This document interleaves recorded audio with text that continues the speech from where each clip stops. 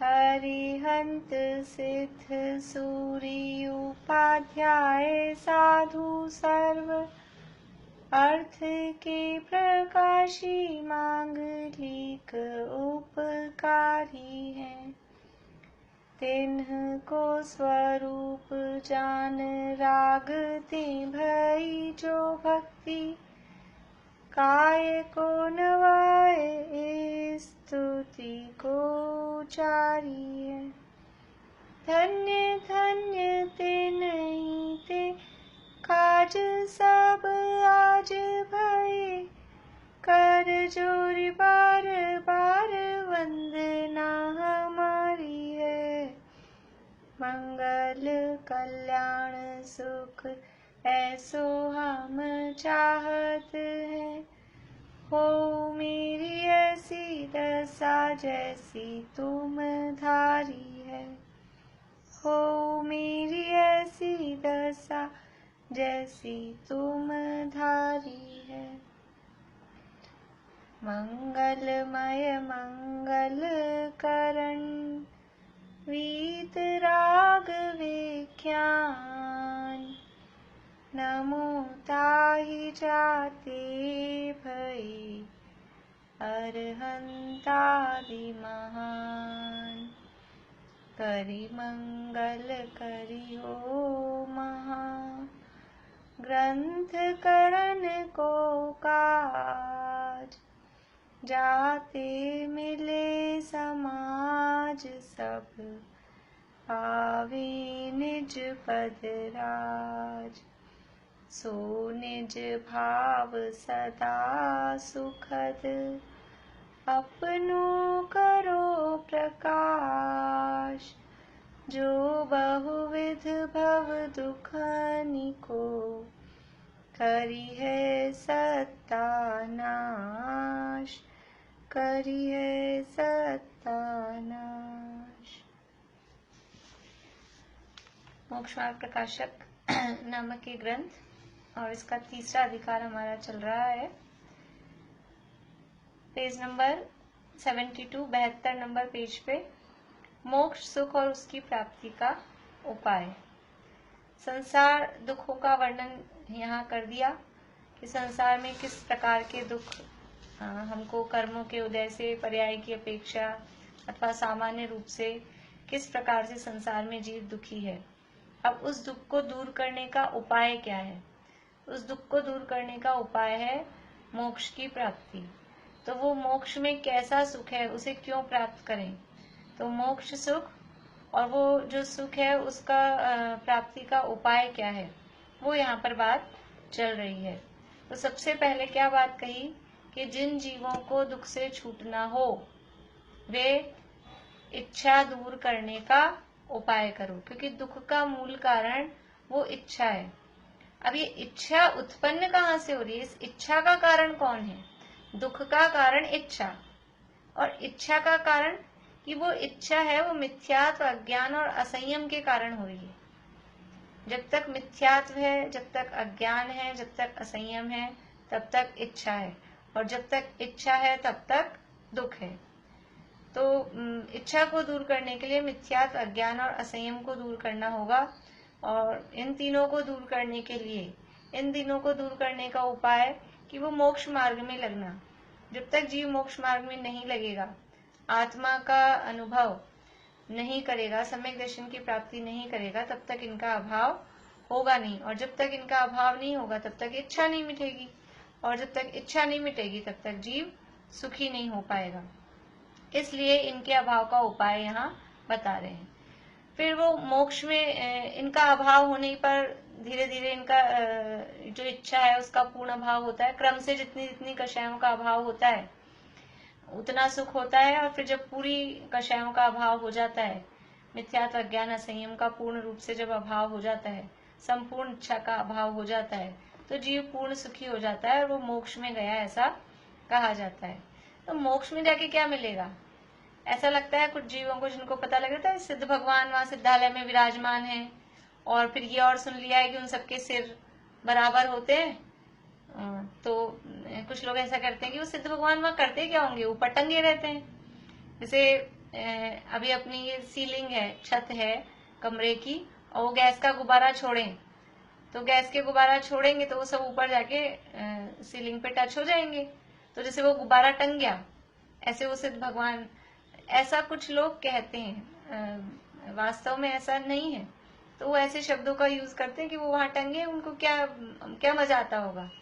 तो वास्तव में सिद्ध दशा में कैसा मजा है, कैसा सुख है, सिद्ध दशा कितनी आनंददायी है। ऐसे वो टंगे हैं, इसका मतलब दुख भोग रहे हैं। टंगे तो हम हैं, वास्तव में संसार में हम टंगे हुए हैं, हम दुख भोग रहे हैं। वो तो अपने अतीन्द्रिय आनंद में वहां मस्त हैं। तो वो वहां सुखी कैसे हैं, तो वो यहाँ सिद्ध कर रहे हैं कि यहाँ जिन जिन कारणों से जो दुख हो रहा था, दुख के जो कारण थे, एक एक कारण को अलग अलग गिनाकर और वहां सुख की सत्ता स्थापित कर रहे हैं, सुख सिद्ध कर रहे हैं कि किस प्रकार का उनका सुख है। तो ज्ञानावर्ण दर्शनावर्ण के उदय से, क्योंकि जानना देखना कम हो पा रहा था, थोड़ा हो पा रहा था, शयोक्षम था तो शयोक्षम से कुछ जानना हो रहा था, और साथ में मोह का उदय था तो इच्छा बहुत जानने की थी। इस कारण यहाँ पर जीव दुखी था। अब वहां ज्ञानावर्ण दर्शनावर्ण का तो पूरा का पूरा क्षय हो गया, वो तो पूरा नाश हो गया, और इच्छा का भी पूरा नाश नहीं हो गया। तो वो ज्ञानावर्ण दर्शनावर्ण के क्षय होने से सब कुछ जानने में आ रहा है, सब कुछ जानने में आ रहा है, और अब इच्छा है ही नहीं। तो इधर से जानना भी पूरा हो रहा है और इच्छा का भी अभाव हो गया, इसलिए दोनों तरफ से वो जो दुख था, वो दुख का वहां पर अभाव नहीं है। तो ऐसे ये यहाँ ज्ञानावर्ण दर्शनावर्ण के माध्यम से यहाँ तक कल हमने देखा था, यहीं तक पढ़ा था ना 72 पेज पे, नहीं आगे भी पढ़ लिया था अपन ने।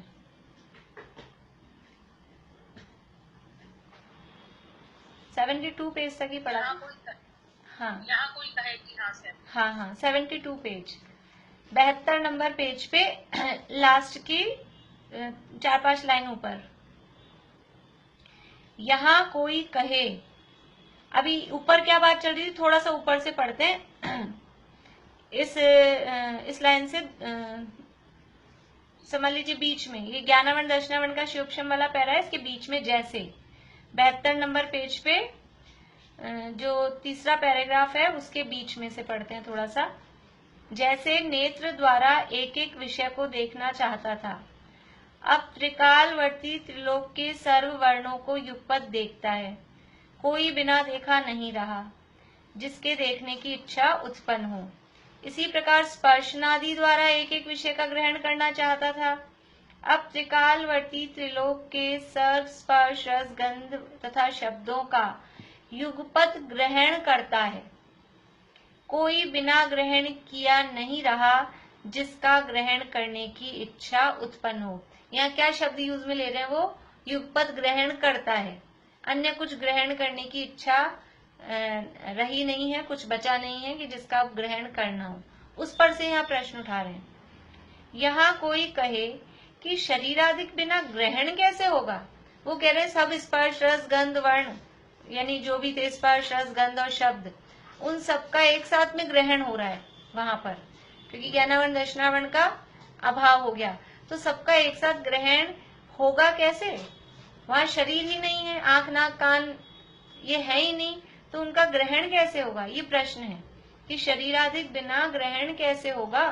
जब शरीर नहीं है तो इंद्रियां भी नहीं है, और इंद्रियां नहीं है तो ये तो इंद्रियों से ग्रहण होता था, अब वहां ग्रहण कैसे होगा। समाधान, इंद्रिय ज्ञान होने पर तो द्रव्येंद्रियों आदि के बिना ग्रहण नहीं होता था। जब तक इंद्रिय ज्ञान था तब तक ये जो बाहर में द्रव्येंद्रियां हैं उनके बिना ग्रहण नहीं होता था। इंद्रिय ज्ञान मतलब क्षयोक्षमिक ज्ञान, क्षयोक्षमिक ज्ञान मतलब वो जो मतिशुद्ध ज्ञान है, परिपूर्ण ज्ञान नहीं है।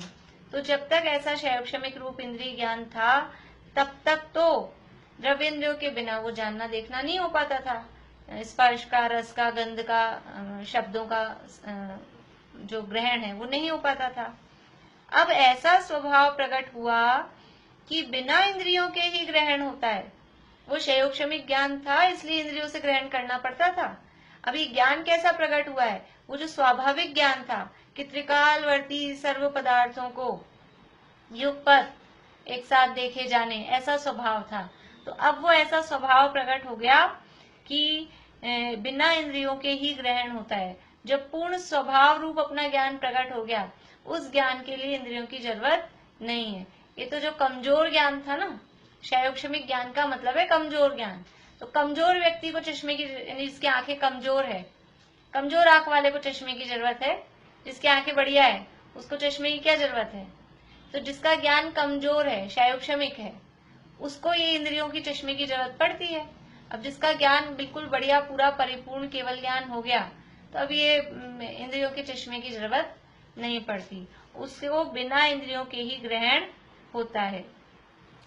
यहाँ कोई कहे कि जैसे मन द्वारा स्पर्श आदि को जानते हैं, उसी प्रकार जानना होता होगा। अब कल्पना कर रहे हैं, अब अपने को तो पता नहीं है, सिद्ध तो बने नहीं है, तो वहां कैसे जानते होंगे, बिना इंद्रियों के कैसे जानते होंगे? तो सब अपने अपने आइडिया लगा रहे हैं। तो ये जो उनका शिष्य है वो आइडिया लगा रहा है, कैसे जानते होंगे कि जैसे मन द्वारा स्पर्श आदि को जानते हैं, जैसे हम अपने मन से ही ऐसा जान लेते ना, दूर से देख के, किसी वस्तु को देख के, कुछ नुकीले नुकीले से दिख रहे हैं तो ये रूखा स्पर्श होगा, कुछ ऐसे प्लेन सी चीज दिख रही है तो कोमल स्पर्श होगा। तो जैसे मन द्वारा स्पर्श आदि को जानते हैं, उसी प्रकार जानना होता होगा। मन से जैसे जाना, वैसे ही वो केवल ज्ञान के माध्यम से ऐसे जानते होंगे आइडिया से। जैसे अपन को आइडिया लगता है ये चीज ऐसी होगी, दूर से देखने पर कोई चीज, जैसे समझ लीजिए फ्रिज से कोई चीज अपन ने निकाली, एक ग्लास पानी का भर के अपन ने फ्रिज में रख दिया था, अब वो फ्रिज से निकाला, तो फ्रिज से निकालने के बाद क्या होता है, वो बाहर से ग्लास ऐसे बूंदे बूंदे आ जाती है, गीला सा हो जाता है। तो अब हमने आइडिया लगा लिया कि अभी ठंडा है, पूरी ऐसे बूंदे बूंदे दिख रही है, अभी अभी फ्रिज से निकला है, ठंडा है। तो जैसे हम ऐसे आइडिया लगा के जानते हैं, ऐसे वो आइडिया से जानते होंगे केवल ज्ञान में। ये प्रश्न है। जैसे मन द्वारा स्पर्श आदि को जानते हैं, उसी प्रकार जानना होता होगा। त्वचा जिह्वा आदि से ग्रहण होता है, वैसे नहीं होता होगा। जैसे हम छू के उस ग्लास को देखेंगे, अब जैसा वो फिर ठंडा समझ में आएगा, वैसा उनको समझ में नहीं आता होगा। बस जैसे आइडिया सा लगा लेते हैं, वैसे वो आइडिया लगाते होंगे। तो उत्तर कह रहे हैं सो ऐसा नहीं है। यहाँ कोई कहे, पहले प्रश्न कहा कि जैसे मन द्वारा स्पर्श आदि को जानते हैं, उसी प्रकार जानना होता होगा। त्वचा जिह्वा आदि से ग्रहण होता है, वैसे नहीं होता होगा। तो उत्तर में कह रहे हैं सो ऐसा नहीं है, ऐसी बात नहीं है। जैसे हम सोच रहे हैं वैसा नहीं है, क्योंकि मन द्वारा तो स्मरणादि होने पर अस्पष्ट जानना कुछ होता है। मन के द्वारा कब जानना होता है कि कोई बातें स्मृति प्रतिविज्ञान या याद आ जाए कुछ हमको, तो स्मरणादि द्वारा, और वो भी कैसा होता है, अस्पष्ट होता है। जैसे कि हम समय शिखर जी गए, तो एक तो हम समय शिखर जी गए, फिजिकली गए, और एक नाम लेते ही हम मन से तो पहुंच गए। अब इससे समझ लीजिए रक्षाबंधन पे बहुत सारे लोग अपने इधर उधर नहीं जा पाए, तो ऐसे कहते हैं हम मन से तो वहीं हैं। तो मन से जैसे वहां पहुंच गए, तो ये मन से पहुंचना वो स्पष्ट है क्या, प्रत्यक्ष है क्या, प्रकट है क्या? कि जैसे मन द्वारा तो स्मरण आदि वो याद आने पर, कोई बातें याद आई तो अस्पष्ट जानना होता है। हमने बोल दिया इमली, अब इमली बोलते ही मन से उसका स्वाद हमको ख्याल में आ गया, लेकिन वो ऐसा कोई मुंह में इमली का स्वाद आ गया हो, ऐसा नहीं है। तो वो है अस्पष्ट जानना कुछ होता है। तो ऐसा नहीं है, क्योंकि मन द्वारा तो स्मरणादि होने पर अस्पष्ट जानना कुछ होता है। यहाँ तो, यहाँ मतलब मोक्ष अवस्था में सिद्ध भगवान की, यहाँ तो जिस प्रकार त्वचा जिह्वा इत्यादि से स्पर्श रसादि का स्पर्श करने पर, स्वाद लेने पर, सूंघने देखने सुनने पर जैसा स्पष्ट जानना होता है, वैसा नहीं कह रहे। जैसा हम छू के देख लें, उस ग्लास को छू के हमने देख लिया कितना ठंडा है, किसी पदार्थ को हमने खा के देख लिया कैसा है, तो जैसा वो हाथ से छूकर देखने पर, किसी का स्वाद लेने पर जैसा स्पष्ट जानना होता है, उससे भी अनंत गुना स्पष्ट उनके जानना उनके होता है। जैसा हमको लग रहा है ना, हमको लग रहा है हमने इसको छुआ और देख लिया, हाँ ये बहुत सॉफ्ट है, ऐसा हमने छू के जान लिया।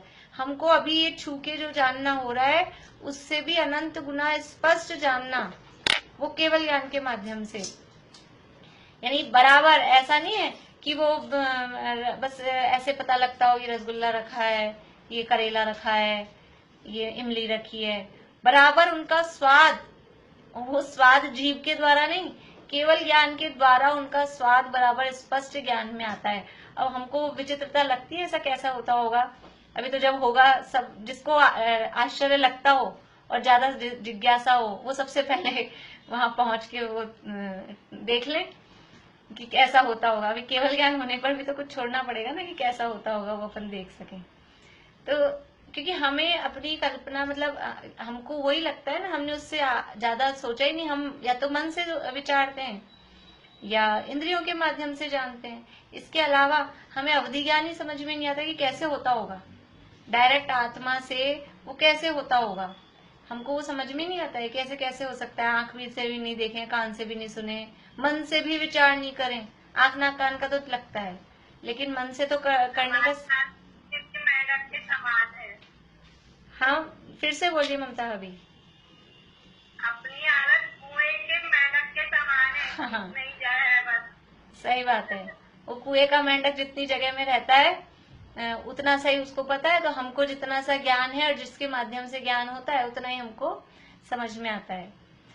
देखिए फिर से, यहाँ तो जिस प्रकार त्वचा, जिह्वा इत्यादि से स्पर्श रसादि का स्पर्श करने पर, स्वाद लेने पर, सूंघने, देखने, सुनने पर जैसा स्पष्ट जानना होता है, उससे भी अनंत गुना स्पष्ट जानना उनके होता है। अनंत गुना स्पष्ट क्यों होता है?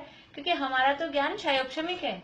जितना भी ज्ञान का उघाड़ है वो भी आवरण सहित, मतलब कुछ ना कुछ उसमें भी आवरण है। जितना उघाड़ है वो भी अपने को लग रहा है कि वो तो पूरा खुला हुआ है, उसमें भी कुछ ना कुछ समझ लीजिए माइनस पॉइंट्स चल ही रहे हैं। लेकिन वो केवल ज्ञान है, वो बिल्कुल कर्म के उदय से रहित, यानी कर्म के क्षय सहित, कोई कर्म का किसी भी तरह का आवरण वहां नहीं है। देखिए, एक तो अपन भगवान के दर्शन करने जाते हैं तो एक तो कांच का गेट होता है, वेदी में कांच का गेट होता है, कहीं कहीं जाली वाला गेट होता है। तो कांच के गेट से दर्शन करें और जाली में से दर्शन करें, और एक बिना दरवाजे के बिल्कुल भगवान के सामने, जब दरवाजा खुला है बिल्कुल, वो फर्क होता है ना। कांच में से भी दर्शन कर रहे हैं तो हमको लगता है कि बराबर दिख रहे हैं स्पष्ट, लेकिन जब खुला होता है ना दरवाजा, तब पता लगता है कि कांच में से करने में और दरवाजा खुला होने में वो क्या फर्क है। तो ऐसे ही भले अभी हमको लग रहा है कि कांच है जो कर्म का, हमारे शिवक्षमिक ज्ञानावरण दर्शनावरण का, तो ऐसा लगता है कि कांच है, हमको दिख रहा है, लेकिन फिर भी वो बीच में आवरण है, उतना स्पष्ट नहीं होता। और केवल ज्ञानी परमात्मा के कोई आवरण नहीं है। तो ये समस्त इन विषयों का भी, पौद्गलिक विषयों का भी स्पष्ट जानना उनके होता है। विशेष इतना हुआ है कि वहां इंद्रिय विषय का संयोग होने पर ही जानना होता था।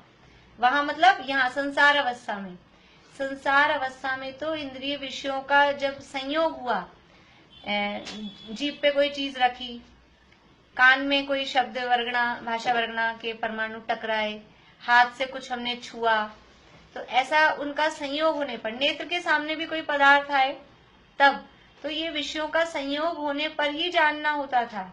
और यहाँ दूर रहकर भी वैसा ही जानना होता है। रहते तो कहाँ है सिद्ध भगवान? माँ सिद्धालय में कितनी दूर, इतनी दूर रहते हैं। समझ लीजिए ऐसा होता होगा उनको कि वो स्वर्ग के सर्वार सिद्धि के देव वगैरह, वो तो अच्छे ज्यादा क्लियर दिखते होंगे, और नीचे नीचे पहुंचते जाते होंगे तो नारकी वगैरह वो ज्यादा अच्छे से नहीं दिखते होंगे। भाई वो तो पास में, स्वर्ग तो ऊपर से पास में है ना, तो वो तो क्लियर दिखते होंगे। और नीचे नीचे नारकी वगैरह, मध्य लोक, और मध्य लोक में तो बहुत सारी रचनाएं हैं, तो वो इतनी क्लियर नहीं दिखती होंगी। तो ऐसा नहीं है, वहां दूर रहकर भी वैसा ही जानना होता है। यह शक्ति की महिमा है। ये उस केवल ज्ञान शक्ति की, ज्ञान की शक्ति की ये महिमा है कि ये जब समस्त कर्मों का आवरण हट जाता है तो इतना स्पष्ट जानना वहां से हो पाता है। तथा मन द्वारा कुछ अतीत अनागत को तथा अव्यक्त को जानना चाहता था। यानी यहाँ से वहां की तुलना कर रहे हैं। तो यहाँ इंद्रियों में तो कैसा होता था, इंद्रियों में तो विषयों का संयोग होने पर, उनका संपर्क होने पर जानना हो रहा था, और मन द्वारा कुछ अतीत और अनागत, थोड़ा भूतकाल का, अतीत यानी भूतकाल का और अनागत यानी भविष्य का, तो थोड़ा भूतकाल भूत भविष्य को तथा अव्यक्त को जानना चाहता था। मन से द्वारा के माध्यम से क्या होता था, कुछ पिछला जान लेते थे, थोड़ा आगे का विचार कर लेते थे, और थोड़ा ऐसे ही जो अभी व्यक्त नहीं है वो चीजें भी मन के माध्यम से विचार करना चाहते थे, जानना चाहता था। अब सर्व ही अनादि से अनंत काल पर्यंत सर्व पदार्थों के द्रव्य क्षेत्र काल भावों को युगपत जानता है। कोई बिना जाने नहीं रहा जिसको जानने की इच्छा उत्पन्न हो। इस प्रकार यह दुख और दुखों के कारण उनका अभाव जानना। देखिए, हम मन के द्वारा, जैसे आज कौन सा डे है, थर्सडे है ना, आज बृहस्पतिवार, तो कल कौन सा था, हमने जान लिया, कल बुधवार था, वेडनेसडे था कल, और कल कौन सा होगा कि शुक्रवार होगा, फ्राइडे होगा। तो ये हमने ये मन के द्वारा, ये आंख से जाना, नाक से जाना, कान से जाना, किससे जाना, आज थर्सडे है, ये किससे जाना, कौन सी इंद्रिय से जाना, तो ये मन के माध्यम से थोड़ा सा पिछला जान लिया, और थोड़ी बहुत बातें अपनी, समझ लीजिए 25-30 साल पुरानी, 40 साल पुरानी, जो जितने साल का हो उसको याद हो तो वो थोड़े से पिछला जाना, और थोड़ा बहुत कुछ भविष्य का जान लिया। इसी तरह से 5 दिन बाद ये कार्यक्रम है, 10 लक्षण आने वाले हैं, ये ऐसा होने वाला है, तो थोड़ा सा भविष्य का जान लिया। और कुछ अव्यक्त कि जो चीजें अभी समझ लीजिए नहीं दिखाई दे रही है, नहीं समझ में आ रही है, उसकी कुछ कल्पना से, अव्यक्त का मतलब है मन के माध्यम से, कल्पना से, ये इतना जानना चाहता था। लेकिन अब क्या है, सर्व ही, सब कुछ ही, अनादि से अनंत काल पर्यंत, जितने अनादि से लेकर, ये काल बता रहे हैं, अभी तो थोड़ा सा जान लेते, थोड़ा पिछला थोड़ा अगला, लेकिन ये अनादि काल पीछे जाए वो सारा, और अनंत काल बाद जाए भविष्य में वो सारा, अनादि से अनंत काल पर्यंत सर्व पदार्थों के द्रव्य क्षेत्र काल भावों को युगपत यानी एक साथ जानता है।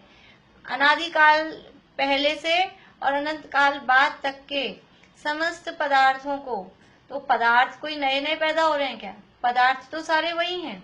विश्व में जितने द्रव्य हैं, अनंत जीव हैं, अनंतानंत पुद्गल हैं, एक धर्म द्रव्य है, एक अधर्म द्रव्य है, एक आकाश द्रव्य है, और असंख्यात कालाणु हैं, ये सारे पदार्थ हैं। लेकिन अनादिकाल पहले उनकी जो गुणों में जो अवस्थाएं बदल रही थी, उन द्रव्यों की जो अवस्थाएं बदल रही थी, और अनंत काल बाद तक उनकी जैसा जो परिणमन होगा, जो अवस्थाएं होगी, उन सब को, उन सब पदार्थों के, उनके द्रव्य को, वो कहाँ था, उसके क्षेत्र को, उनके काल को और भावों को युगपत एक साथ जानता है। कोई बिना जाने नहीं रहा, कोई पदार्थ ऐसा रहा ही नहीं, पदार्थ नहीं रहा, उसका गुण नहीं रहा, उसकी पर्याय नहीं रही, इस क्षेत्र वाली कि उस क्षेत्र वाली, सारे क्षेत्रों वाली अवस्थाओं को जाना, इस काल वाली कि उस काल वाली, हर काल की अवस्थाओं को जाना। तो कोई बिना जाने रहा ही नहीं जिसको जानने की इच्छा उत्पन्न हो। जब सब कुछ जानने में आ गया तो अब इच्छा उत्पन्न होगी क्या। से कल कहा था ना, हमने सारे कार्यक्रम पूरे पूरे देखे, तो अब फिर हमको इच्छा रहेगी कि हमने ये कार्यक्रम नहीं देखा या और देखना है। जब सारा देखा है तो फिर इच्छा उत्पन्न नहीं होती। इस प्रकार यह दुख और दुखों के कारण उनका अभाव जानना। तो इस प्रकार जो दुख भी का भी अभाव हुआ, और दुख के जो कारण थे, दुख का कारण क्या था, इच्छा, और इच्छा के साथ में वो तत्संबंधी कर्मों के उदय, उनका अभाव, ये वहां पर जानना, वहां पर वो अभाव पूरा हो गया है। ये बात अभी चल रही ज्ञानावरण दर्शनावरण के संबंध में, ज्ञानावरण दर्शनावरण के संबंध में चल रही है। सारे प्रश्नोत्तर जो हुए हैं वो ज्ञानावरण दर्शनावरण के संबंध में। अब बात कर रहे हैं मोहनी की। तथा मोह के उदय से मिथ्यात्व और कषाय भाव होते थे, उनका सर्वथा अभाव हुआ, इसलिए दुख का अभाव हुआ। ये लाइन मुझे लगता है इस यानी दूसरे अधिकार में भी 2-3 बार आ गई है, तीसरे अधिकार में भी आ गई है कि मोह के उदय से मिथ्यात्व और कषाय भाव होते हैं। ये मिथ्यात्व और कषाय भाव किसके उदय से हो रहे हैं? मोह के उदय से। और मोह का उदय मतलब दर्शन मोह। कल वाला अपन ने जो प्रश्न उत्तर सॉल्व किए थे ना, शायद उसमें भी ये लाइन आई थी, है ना। तो मोह के उदय से मिथ्यात्व और कषाय भाव होते हैं, उनका सर्वथा अभाव हो गया। पीछे कारण बताया था, इच्छा का कारण है मिथ्यात्व, अज्ञान और असंयम। अब ये कह रहे हैं मोह के उदय से वो होते थे, उनका अभाव हो गया, इसलिए दुख का अभाव हुआ। क्योंकि वो दुख का कारण इच्छा थी, और इच्छा हो रही थी इस मोह के उदय से, तो मोह का अभाव हुआ, इसलिए दुख का भी अभाव हुआ, तथा इनके कारणों का भी अभाव हुआ। जब दुख का अभाव है और दुख उत्पन्न करने वाले जो कारण बनते हैं, उन कारणों का भी अभाव हुआ, इसलिए दुख के कारणों का भी नहीं, तथा इनके कारणों का अभाव हुआ। यानी जो मिथ्यात्व और कषाय के जो कारण थे, मिथ्यात्व और कषाय के जो कारण थे, उनके कारणों का भी अभाव हुआ, इसलिए दुख के कारणों का भी अभाव हुआ। उन कारणों का अभाव यहाँ दिखाते हैं। इतना सा कह के पूरा नहीं किया है। जैसे पहले ऊपर 2 लाइन में ज्ञान बता दी थी, पहले ज्ञानावरण दर्शनावरण की शॉर्ट में, फिर उसकी डिटेल की। अभी यहाँ इतनी सी बात की है, अब बता रहे हैं एक एक का नाम लेके अलग अलग कैसे। सर्व तत्व यथार्थ प्रतिभासित होने पर अतत्व श्रद्धान रूप मिथ्यात्व कैसे हो। आप देखिए एक ही लाइन में उसका स्वरूप भी बता रहे हैं, मिथ्यात्व का और आगे कषायों का भी। उन कषायों का स्वरूप बता रहे हैं और वो कैसे नहीं है, वो उसका अभाव किस रूप में, वो भी बात यहाँ बता रहे हैं कि सर्व तत्व यथार्थ प्रतिभासित होने पर अतत्व श्रद्धान रूप मिथ्यात्व कैसे हो। मिथ्यात्व किसे कहते हैं या मिथ्यात्व कब होता है? कि जब अतत्व श्रद्धान होता है तब मिथ्यात्व होता है, या कहें अतत्व श्रद्धान का नाम ही मिथ्यात्व है। अतत्व श्रद्धान का मतलब क्या है? कि जो तत्व नहीं है उनको तत्व मानना, वो अतत्वों को तत्व मानना, या तत्व श्रद्धान। अथवा जो तत्व है उनको तत्व नहीं मानना, तो वो होता है तत्वों का अश्रद्धान। इधर ऐ लगाएं चाहे उधर ऐ लगाएं, बात एक ही है। यानी जो वास्तव में तत्व है, तत्व का मतलब क्या? कोई ना कोई पदार्थ है, वो सब कोई ना कोई तत्व है ही है। लेकिन यहाँ तत्व, मोक्ष मार्ग में तत्व से क्या मतलब है?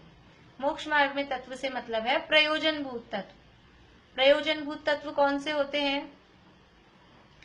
बोलिए पारुल, प्रयोजन भूत तत्व कौन से होते हैं? जीव, अजीव,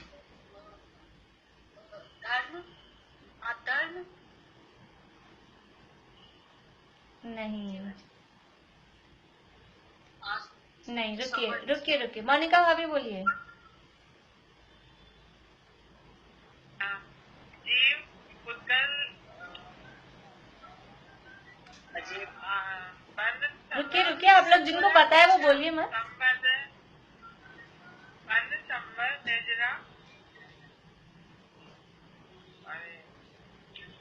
हाँ, पूजा बता सकते हो? नहीं?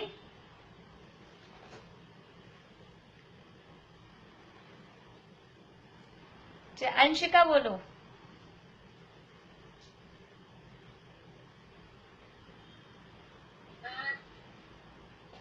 भाभी अपनी आत्मा को आत्मा जानना ही तो प्रयोजन भूत तत्व में आएगा। अब मैं प्रश्न को बदल रही हूँ, बदल रही हूँ। तत्व कितने होते हैं उनके नाम बताने हैं। अब आता है आप लोगों को? अब पूजा बता रही है। हाँ, अब पूजा बता रही है। रुकिए, बोलो। तत्व तो 7 होते हैं। हाँ, जीव, आश्रम, वन, संवर, निद्रा, मोक्ष। बढ़िया, यही था उसका आंसर। इन्हीं को प्रयोजन भूत तत्व कहते हैं। आंसर आप लोगों को आता था, लेकिन वो मैंने शब्द बदला था। ये 7 तत्व हैं, ये प्रयोजन भूत तत्व हैं। तत्व साथ ही, ये तत्व साथ ही क्यों है? तो यहाँ तत्व का मतलब है प्रयोजन भूत तत्व। वरना तो दुनिया में जो भी चीज है, नींबू है, एक जो भी पदार्थ है उसमें जो भाव है वो उसका तत्व है। नींबू एक वस्तु है, एक पदार्थ है, उसका तत्व क्या है? कि उसका खट्टापन, खटास। चीनी एक पदार्थ है, उसका तत्व क्या है? मिठास उसका तत्व है। नमक का तत्व खारापन है। तो तत्व तो ऐसे देखा जाए तो सब, हर पदार्थ में तत्व तो है ही, क्योंकि पदार्थ भाव स्वरूप ही होता है। लेकिन यहाँ अकेले तत्व की बात नहीं है, यहाँ प्रयोजनभूत तत्व की बात है।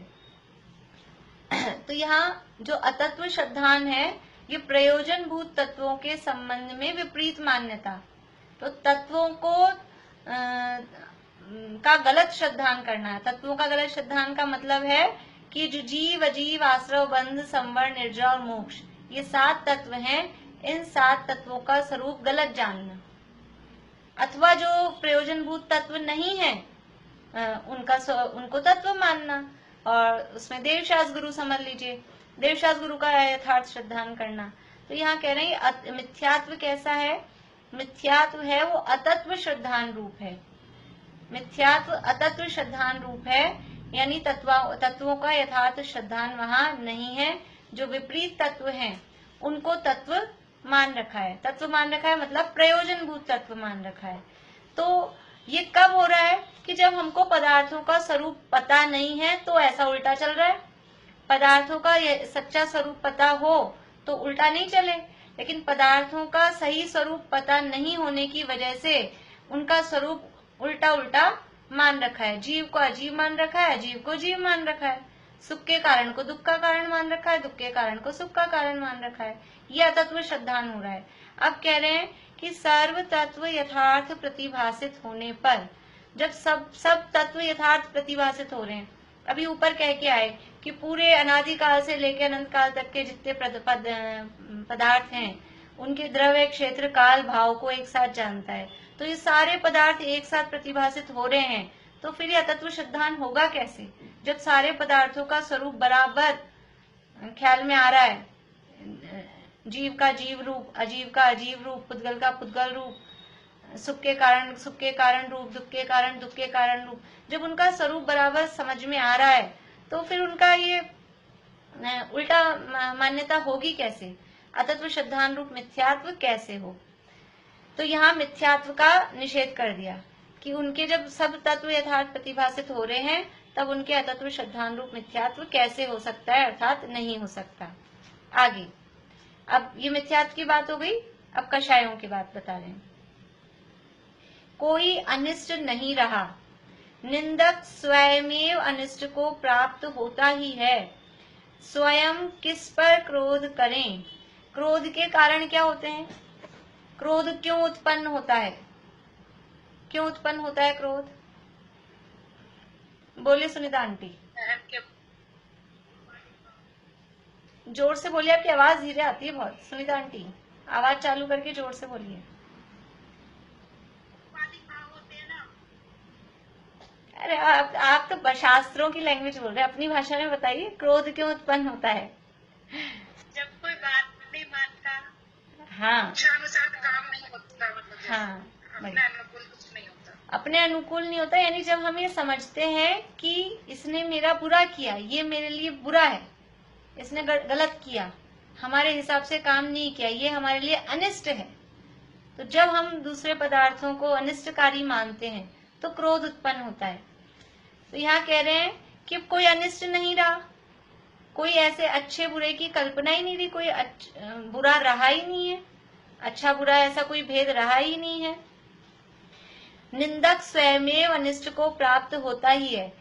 सामने कोई पदार्थ अनिष्ट दिखता हो तो क्रोध आता है, या फिर सबसे ज्यादा क्रोध तो कब आता है कि जब कोई हमारी निंदा करे, हमारी बुराई करे और हमें क्रोध ना आए। ऐसा सामान्य रूप से कम होता है। तो जो निंदा कर रहा है, तो निंदा करने वाले पे क्रोध आता है। कोई सामने अनिष्ट पदार्थ है तो अनिष्ट पदार्थ को देख के क्रोध आता है। अब यहाँ कह रहे हैं कोई अनिष्ट नहीं रहा, निंदक स्वयमेव अनिष्ट को प्राप्त होता ही है। जो निंदा कर रहा है वो निंदा करने के अपने परिणामों से वो ऐसा कर्म बांधता है कि स्वयं उसका अनिष्ट होता है, अपने आप ही उसका बुरा होता है। कि निंदा करने के परिणामों से पाप का बंध होता है, नीच गोत्र आदि पाप प्रकृतियों का बंध होता है, तो अपने आप ही उसका बुरा होता है। तो फिर जब ऐसा होता है तो स्वयं किस पर क्रोध करें? फिर वो किस पर क्रोध करें? सामने कोई अनिष्ट है नहीं, और निंदा करने वाले यदि करते हैं तो करे, वो निंदा करने वाले अपने आप अपने परिणामों के से सुखी दुखी होते हैं, उनको उससे कोई मतलब है नहीं, इसलिए वो किस पर क्रोध करें, इसलिए क्रोध का उनके सामने कोई कारण नहीं है, इसलिए क्रोध उनके नहीं है। पहले मिथ्यात्व का निषेध किया, अब क्रोध का। इसके बाद में देखिए मान के लिए क्या कहते हैं, सिद्धों से ऊंचा कोई है नहीं, इंद्रादिक स्वयमेव नमन करते हैं और इष्ट को पाते हैं, किससे मान करें। मान कब होता है, दूसरों को नीचा दिखाना है और खुद ऊंचा होना है। दूसरों को नीचा दिखाने की इच्छा होती है ना मान में, तो अब जब खुद सबसे ऊपर है ही ऑलरेडी, तो किसको नीचा जब सब है ना, सिद्धों से ऊंचा कोई है ही नहीं, पद में भी सबसे ऊपर है और क्षेत्र की तरफ से देखें तो क्षेत्र की तरफ से भी सबसे ऊपर है, सिद्धों से ऊंचा कोई है नहीं। और समझ लीजिए जो ये मान होती है, ईर्ष्या वगैरह जो होती है, ये बराबरी वालों में होती है। आपस में हमको किसी को भी मुकेश अंबानी से ईर्ष्या नहीं होगी। किसको होती है मुकेश अंबानी से ईर्ष्या, इतना पैसा उसके पास में है, किसी को नहीं होती। हाँ, अपने साथ वाले कोई होंगे, कोई देवरानी जेठानी की कोई भाई बंधु में, ऐसे जो अपने बराबर अपने साथ वाले जो होंगे, उसने ये खरीद लिया, उसने ये नया मकान खरीद लिया, उसने ऐसा पैसा कमा लिया, तो ईर्ष्या होती है। अपने मित्र मंडली हो, अपने बराबर वाले हो। अब वहाँ सिद्धों की वहाँ जो कॉलोनी है सिद्धालय में, वहाँ कौन है, वहाँ सारे के सारे सिद्धि सिद्ध हैं। तो किसके पास ज्यादा गुण है, किसके पास कम गुण है, किसको केवल ज्ञान में ज्यादा दिखता होगा। आदिनाथ भगवान को तो ज्यादा केवल ज्ञान में अच्छा दिखता होगा और महावीर भगवान को कम दिखता होगा।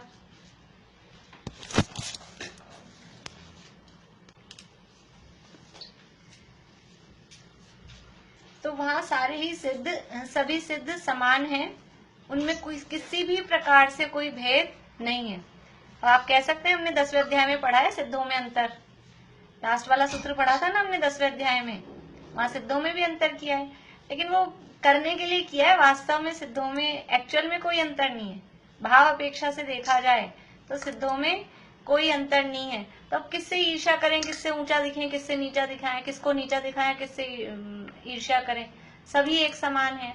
इसलिए सिद्धों से ऊंचा कोई है नहीं, यहाँ तो बराबर है। और इंद्रादिक स्वयमेव नमन करते हैं, जो लोक के बड़े बड़े, दुनिया के जो बड़े बड़े व्यक्ति हैं, वो आके उनके चरणों में झुक रहे हैं। बड़ा व्यक्ति कौन है दुनिया में, ये इंद्रादिक हैं, वो समझ लीजिए बड़े हैं, वो खुद ही आके उनको नमन कर रहे हैं और इष्ट को पाते हैं। तो किससे मान करें, जितने भी 100 इंद्र शतेंद्र नमत कर शीश धार, दुनिया के जितने बड़े बड़े चारों गतियों में तो नहीं, तीनों गतियों में जो समझ लीजिए बड़े बड़े पद के धारी हैं, वो आके अपने आप उनके चरणों में झुकते हैं। इसलिए मान करने का उनके पास में कोई कारण नहीं है।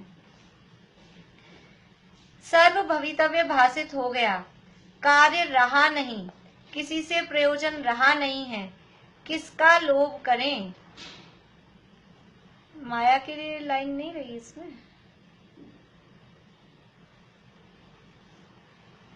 देखिए सर्व भवितव्य भाषित हो गया, कार्य रहा नहीं, यहाँ शायद कोई लाइन छपने में कम रह गई, इसलिए उसकी सिद्धि के लिए छल भी नहीं करते। छल की मायाचारी वाली बात भी आनी चाहिए। सर्व भवितव्य भाषित हो गया, भवितव्य मतलब जो कुछ होने वाला है, भवितव्य का मतलब है जो होनहार है, जो होने वाला है। तो जो कुछ होने वाला है वो सब उनको दिखाई दे रहा है। अनंत भविष्य को जानते हैं ना, तो जो कुछ होने वाला है वो सब उनको दिखाई दे रहा है।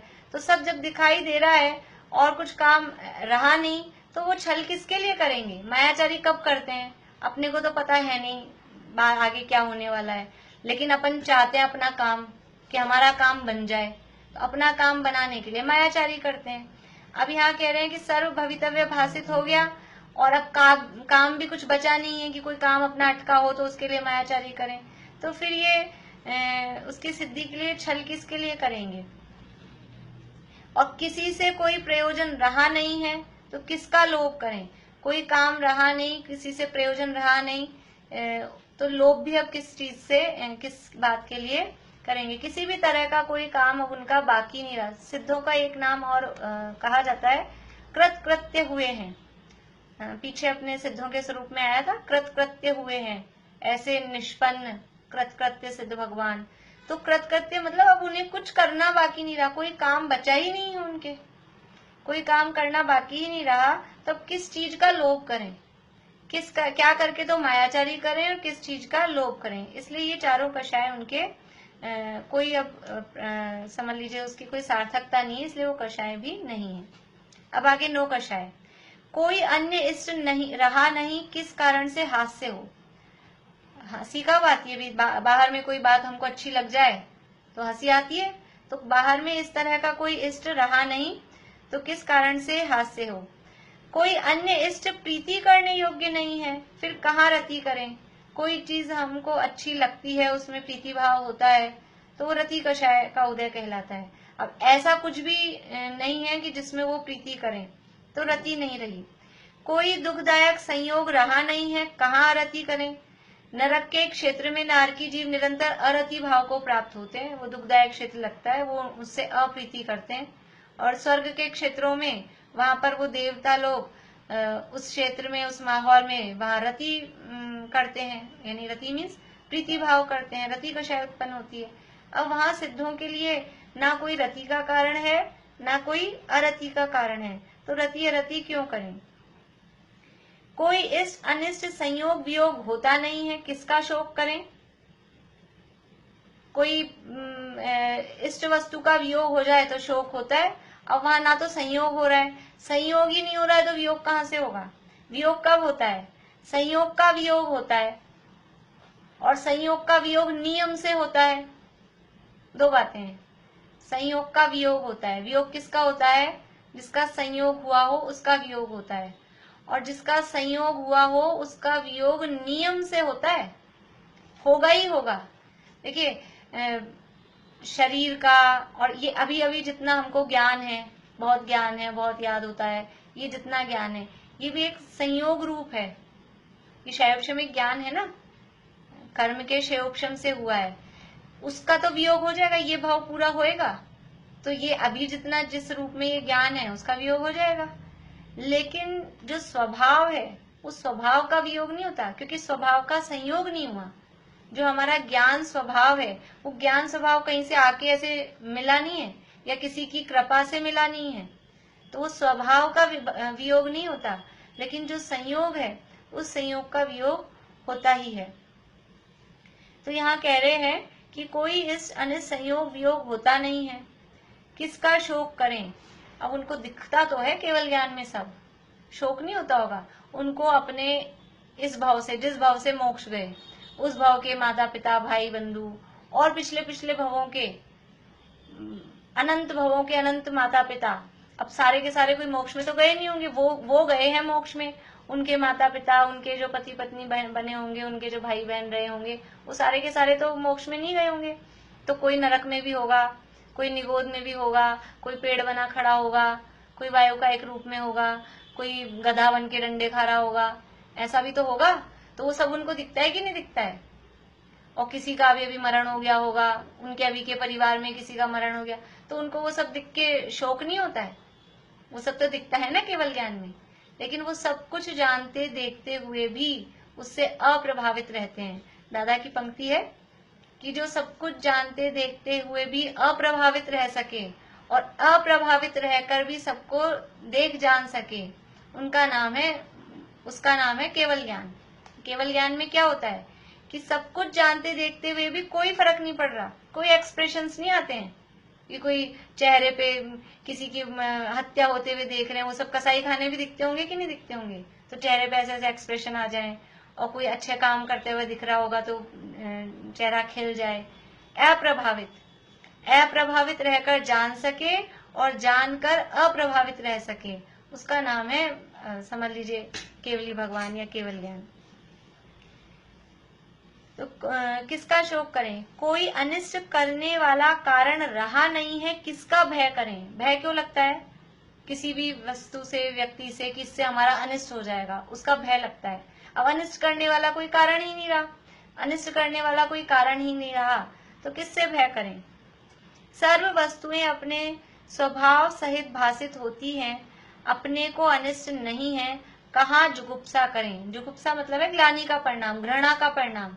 अब सारी वस्तुएं उनको दिखाई दे रही हैं, उनका स्वभाव समझ में आ रहा है कि इस पदार्थ का ऐसा ही स्वभाव है। वो तो जो वस्तु है उसको उस रूप में देखते हैं। समझ लीजिए विष्टा दिख रही है, तो ये विष्टा है, ये पौद्गलिक पुद्गल है, दुर्गंध है, ये उसका एक गुण है। तो ऐसा वो उसके वस्तु के स्वभाव रूप में सब उनको देखते हैं। तो फिर किससे ग्लानि करें, किससे घृणा करें, कोई अनिष्ट है ही नहीं, वो स्वभाव है उसका। काम पीड़ा दूर होने से स्त्री पुरुष दोनों से रमण करने का कुछ प्रयोजन नहीं रहा। किस लिए पुरुष स्त्री या नपुंसक वेद रूप भाव हो। इस प्रकार मोह उत्पन्न होने के कारणों का अभाव जानना। जिन जिन कारणों से मोह, ये सारे हैं मोह, दर्शन मोह, मिथ्यात्व भी मोह है, और ये जो कषाय हैं ये चारित्र मोह, ये भी मोह है। तो मोह शब्द में सारे गर्भित हो गए।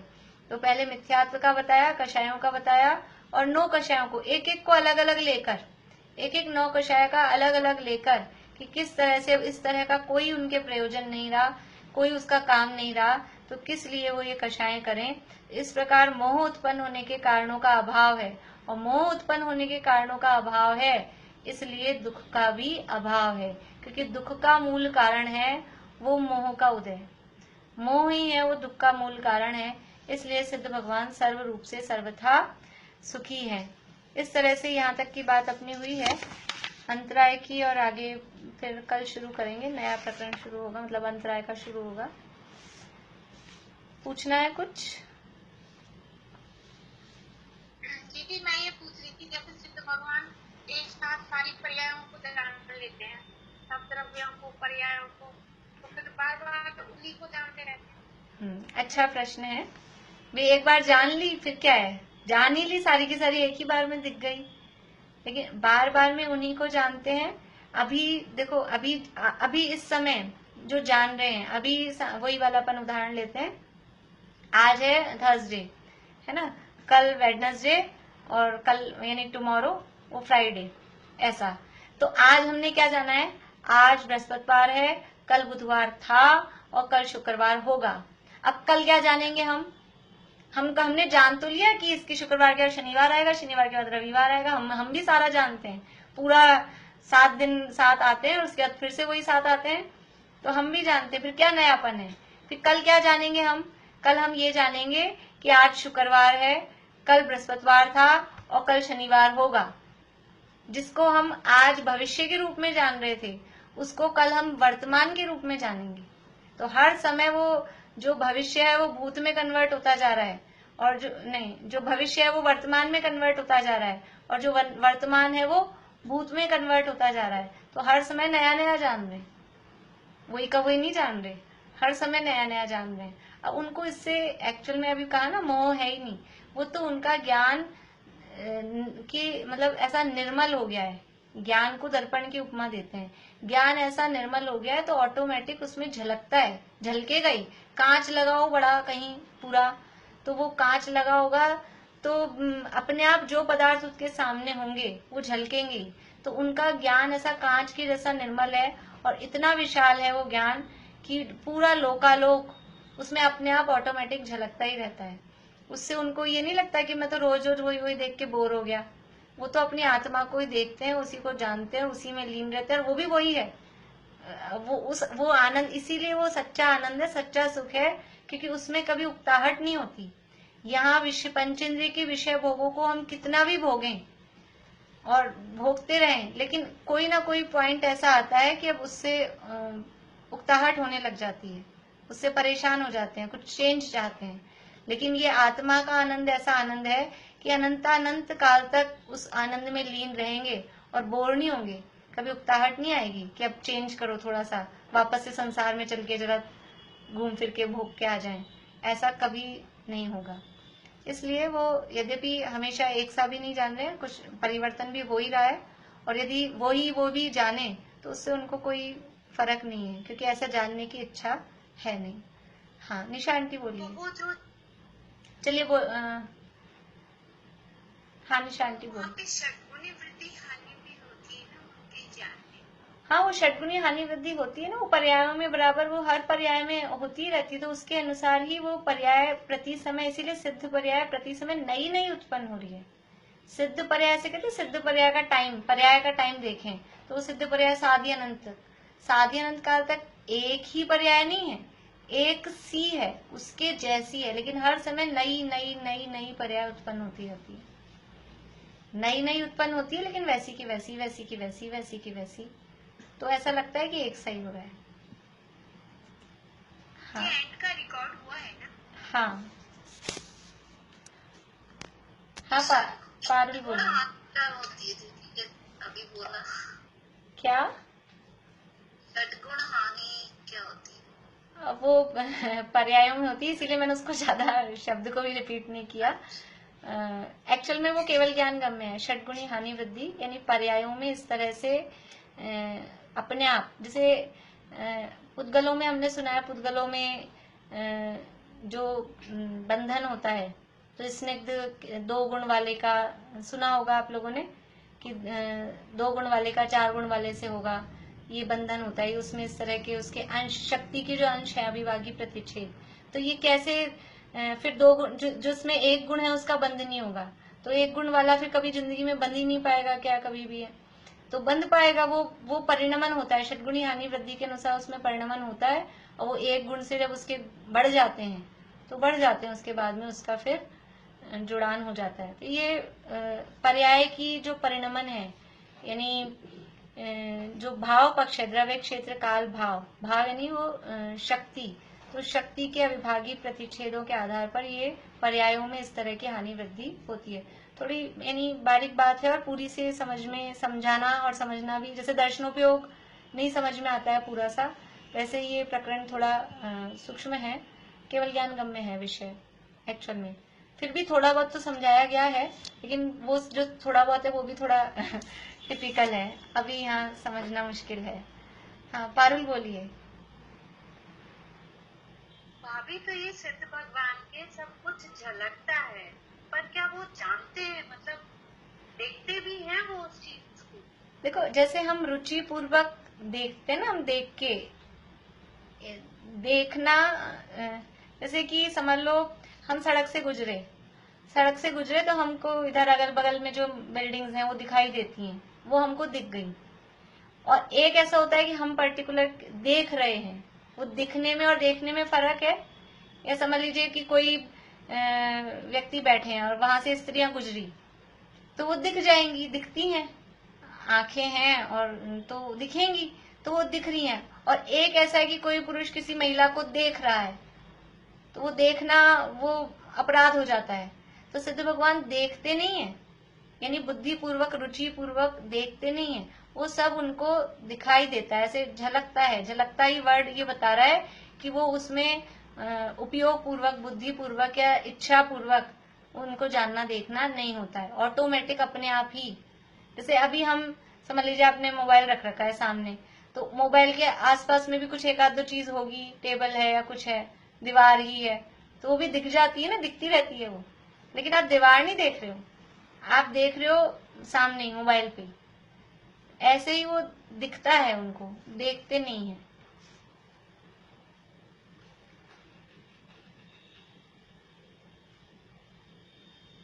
चले, हुआ सबका पूरा?